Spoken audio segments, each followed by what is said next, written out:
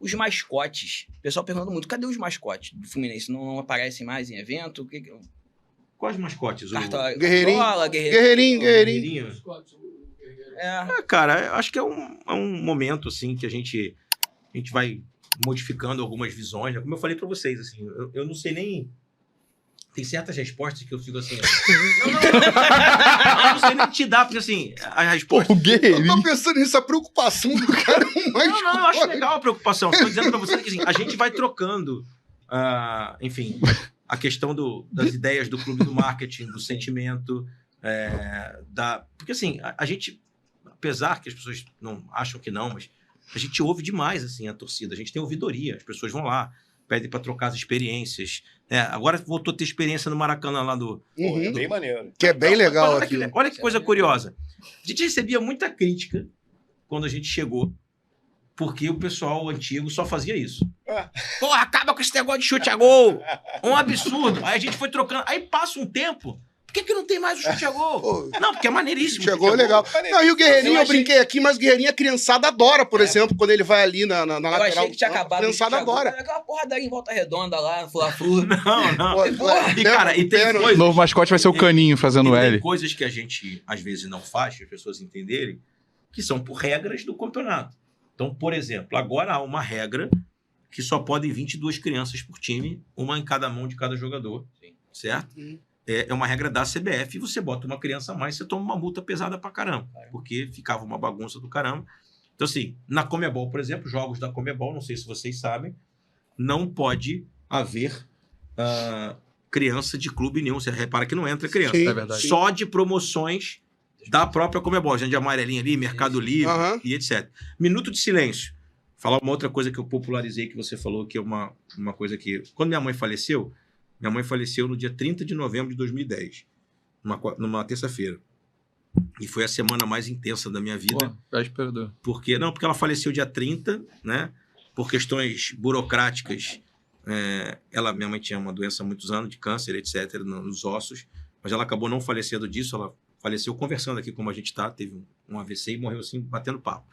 E ela morreu dia 30, e por uma questão burocrática, assim, ela só pôde ser cremada no dia 3 de dezembro, que é o dia do aniversário do meu pai. No dia 5, o Fluminense foi campeão contra o Guarani, e no dia 6 nasceu Maria Isabel, minha primeira filha. Caralho. Né?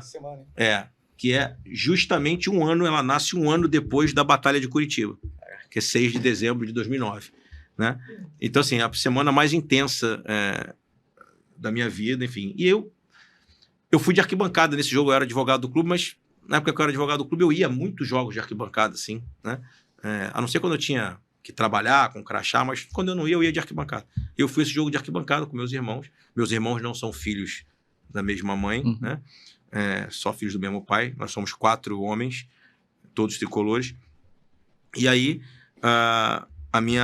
o minuto de silêncio foi para minha mãe no Engenhão, certo? Várias pessoas, amigos, inclusive, que não sabiam que minha mãe tinha falecido, viram na Globo quando o narrador falou, minuto de silêncio para a mãe do... Aí os caras até falaram vice jurídico, eu era advogado do clube. Mário Bittencourt, etc.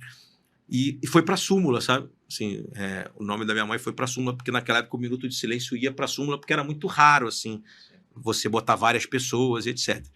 E anos mais tarde, inclusive, eu conheci o Carlos Eugênio Simon, foi ele que captou o jogo. Na casa do Edmundo.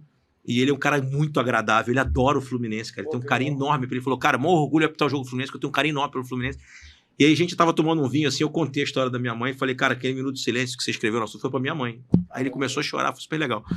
E aí, cara, eu botei na minha cabeça que aquilo me confortou demais, assim, sabe? Assim, eu ver o nome da minha mãe no placar, porra, no dia que o Fluminense foi campeão brasileiro.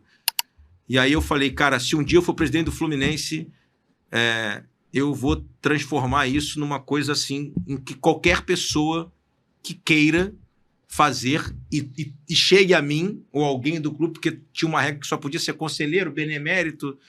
Cara, você pode ver que chega no jogo, às vezes passam 20 fotos.